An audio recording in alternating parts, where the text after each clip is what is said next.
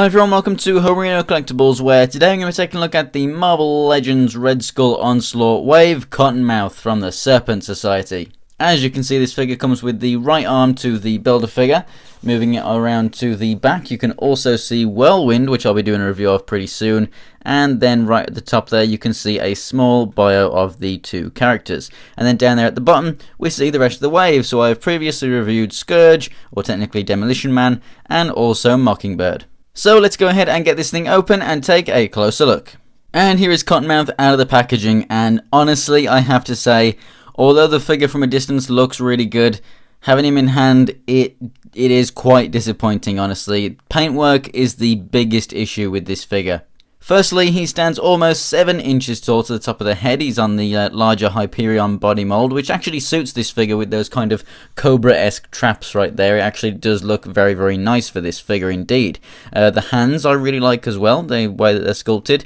You can see all the wrinkles and whatnot, and the bones and everything. Right here around this hole down here, I'm not sure if you're going to be able to see it on camera, but little bits that stick out like the kind of burrs that need to be trimmed down. You know, they can feel them and they're quite sharp. You can also see the extent to the paint right here. Overall, the design looks fantastic. It definitely is a very accurate Cottonmouth. But the way that the paint's done, there's kind of like lighter bits of white in there. There's purple showing through. It's just not all that great at all. All over the purple, there's kind of like rough edges and bits that it just doesn't look right, as you can see. It looks right, I don't know, maybe the mold's been used too much or something for at least my particular figure. It just really doesn't look all that great, as if the mold needs to be cleaned out or something. Yeah, it's just not fantastic. The yellow does actually match up quite well here, from the yellow paint to the yellow molded plastic, so that's very nice. Although it could have been done a little bit sharper. It looks okay. The head sculpt is fantastic. The paintwork on there is pretty good on the teeth. It could be a little bit better, but the mold work is awesome. I think it would have been great to have an interchangeable head with him, with a big open mouth, maybe with like a tongue there and everything, but really long, wide opening jaws. That would have been awesome. The snake skin on the head looks fantastic. If that is supposed to be across the whole costume, would have been nice if we'd have got that, but never mind. So honestly, from afar, when you can't feel this thing and feel the sharp edges, and when you can't see those kind of paint defects, how bad that is, then it's a pretty good figure. But as it is, it's kind of meh. So articulation wise, the head looks up, down, and left and right.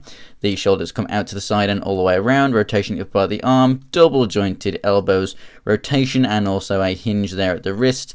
The abs, they go back one click and also forward a couple of clicks. Really nice. Rotation at the waist.